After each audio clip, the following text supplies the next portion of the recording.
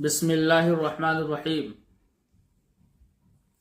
اتحاد وہ طاقت ہے جو کمزور کو بھی مضبوط بنا دیتی ہے، بکھرے ہوئے لوگوں کو ایک طاقتور قوم میں تبدیل کر دیتی ہے۔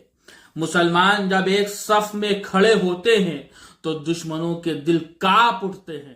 قرآن پاک اعلان کرتا ہے وَاعْتَصِمُوا بِحَبْلِ اللَّهِ جَمِيعًا وَلَا تَفَرَّقُوا، سب مل کر اللہ کی رسی کو مضبوطی سے تھام لو اور ایک دوسرے میں مت بٹو، فرقوں میں مت بٹو، ادھر سے ادھر مت بھاگو۔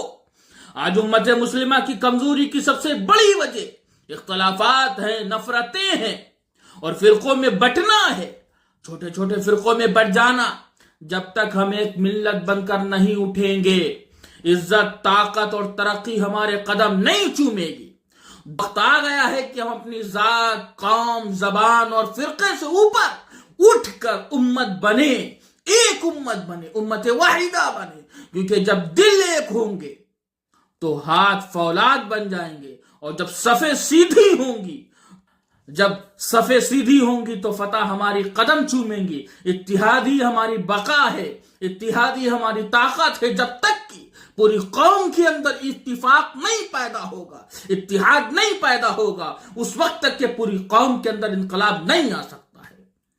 اگر انقلاب لانا ہے تو اتحاد پیدا کرنا ہے، ہر قوم کے لوگوں کو، ہر فرقے کے لوگوں کو سر جوڑ کر کے بیٹھنا ہے، اور کس طریقے سے پوری قوم کے اندر انقلاب برپا ہوگا اس پر سوچنا ہے، غور و فکر کرنا ہے۔ انشاءاللہ اللہ تبارک و تعالی اس وقت مسلمانوں کے اندر انقلاب برپا کریں گے۔